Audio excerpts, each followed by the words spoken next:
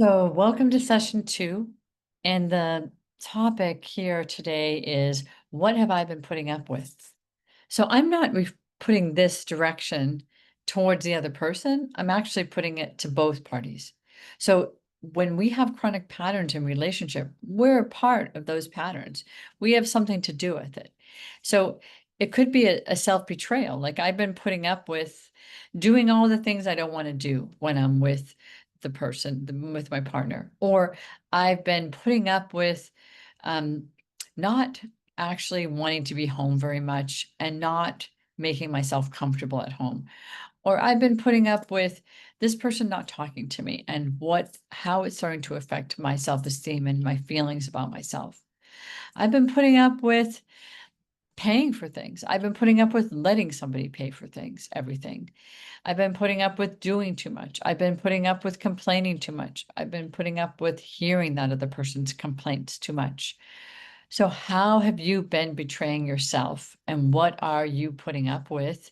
What kind of position have you taken in this relationship? And are you happy with it? Is this a time to change that? And is it possible to change, whether you stay together or not? It's important to talk about the theme of resentment. So resentment happens in relationship, and you can kind of tell because there's a tit for tat feeling in the relationship, like I'm doing too much, or you're not doing enough, or I did that last time. But resentment is something else too. It's something you do to yourself.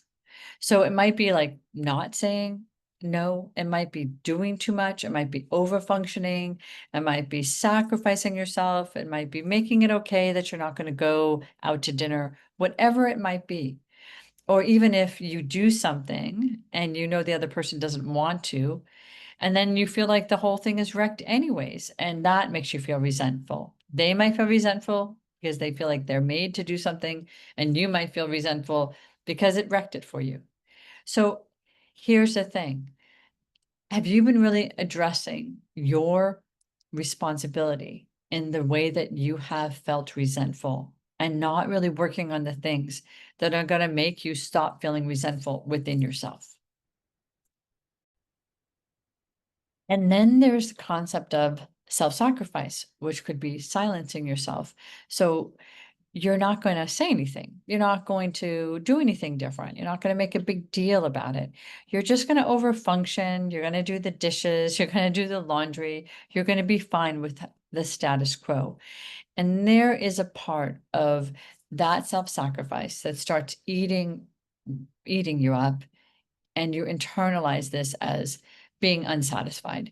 So it's hard to break through this feeling of not being satisfied or content with a person, but you have to look at the part of yourself that's doing it to yourself. So people question a lot, like, are we just incompatible? Have we always been incompatible? Is it something that I didn't even know who I was when I met this person?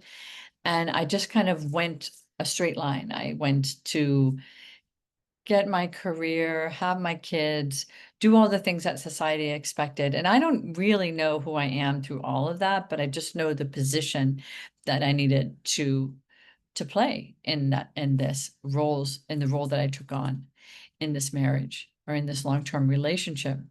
So that's a really interesting thought. Is it a mismatch or is it a trigger? And sometimes we get triggered by our old wounds of our childhood and in our life. Like, let's say we were neglected, and it's like, oh, this feels normal to be neglected by this person, to not be really engaged or not have picked a really active person. Maybe I'm picking an avoidant person and not really an attentive person. But that was a choice, and that was something that fed your trigger from the beginning, your wounds from the beginning. So to do some of that thinking, like what is the connection and how did I get here? And maybe I've grown. So this connection and how it used to serve me, even if it was serving my old wounds, isn't really serving me anymore. And now I'm thinking we are mismatched and I just didn't know who I was for a really, really long time. And this is where I'm at. And that's great to know that, but it's also really important to communicate it because it takes the shame and the guilt away that the whole reason why this isn't working is because of that person. It gives you individual responsibility and the ability to grow and to understand who you are as you're starting to look at your own evolution. So we look more and we have some deeper self reflections, and this is a time of self reflections, right? So, what part of you has really hidden away in this relationship? What part of you has tolerated more than you should have in certain areas? Where have you said yes, where you might have wanted to practice no? And where have you fell into the pattern of not telling the truth and just hiding your feelings? So, really look at some of these areas and be really honest with yourself. This will help you have a dialogue with the other person, not to blame, but to take responsibility. Here's a great statement of how to start addressing things like this. I've been feeling blank when blank. And what I've needed, but I haven't said, is this. So this is the not the possibility of going towards like, okay, I'm trying to get the relationship back together, but I'm actually putting out to the relationship what's been missing from me. And then the question is the other person wanting to come back together with me too, to see if there's a way back?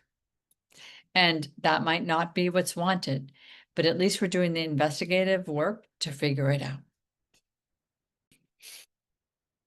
So when you're in this discernment process, the one thing I want you to do is start working on honoring yourself and honoring what's true for you. So let's make a commitment on session 2. What kind of things can you start doing for yourself and start being more honest and overt about those in your home? See you in session 3.